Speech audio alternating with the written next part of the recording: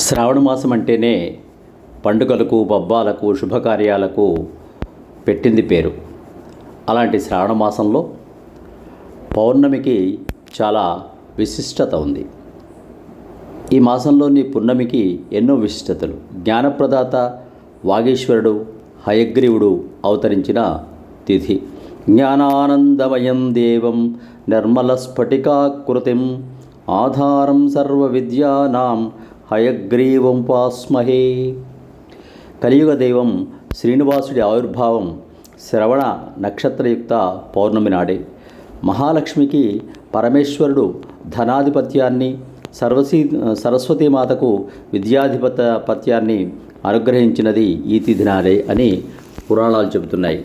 సంస్కృత భాషను సృజించి సర్వేశ్వరుడు బ్రహ్మకు జ్ఞానభాండంగా అందించినది ఈ తిథి నాడే అని శరభ సంహిత పేర్కొంది.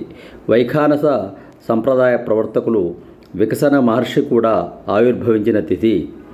వేదాధ్యయనం ఆరంభించే రోజు. ఇతర పున్నములు అనధ్యయనాలు. శ్రావణ పౌర్ణమి అందుకు మినహాయింపు అని వేదమూర్తులు చెబుతారు.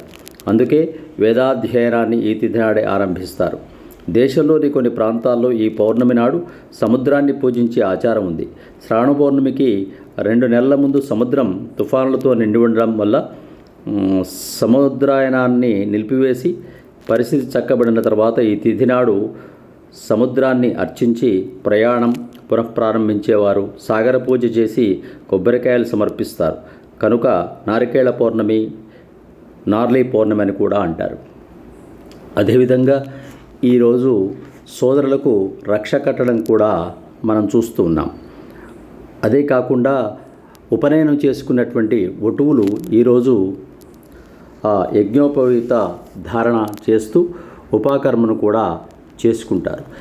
ఇన్ని విశిష్టతలతో ఉన్నటువంటి ఈ పౌర్ణమి నాడు ఇంతమంది మహానుభావుల జయంతులు, రాఖీ పౌర్ణమి, యజ్ఞోపవీత ధారణ, మహాలక్ష్మి పూజ, సరస్వతీ పూజ, ఇన్ని ప్రత్యేకతలు కలిగినటువంటి పౌర్ణమి నాడు వీటన్నింటినీ శ్రద్ధగా మీరు ఆచరించి మన సనాతన సంప్రదాయంలో వస్తున్నటువంటి ఈ పండుగలను, ఉత్సవాలను చేస్తూ భావితరానికి మన పిల్లలకు వాటి యొక్క విశిష్టను తెలియచేస్తూ వారి చేత కూడా ఆచరింపచేస్తే మన సనాతన సంప్రదాయం, మన ధర్మం వారికి కూడా తెలుస్తుంది. 10 కాలాల పాటు మన సంప్రదాయం తరతరాలుగా విలసిల్లుతూ ఉంటుంది. కాబట్టి మీరు ఆచరించండి, పిల్లల చేత ఆచరింపచేయండి. ఇలాంటి వైభవాన్ని వారికి కూడా తెలియచేయండి. ఇలాంటి విశేషాలు మీ ముందుకు రావాలంటే ఆచార్య శ్రీశక్తి ఛానల్ను సబ్స్క్రైబ్ చేసుకోండి. శుభం భూయాత్. సమస్త సన్మంగళాని భవంతు.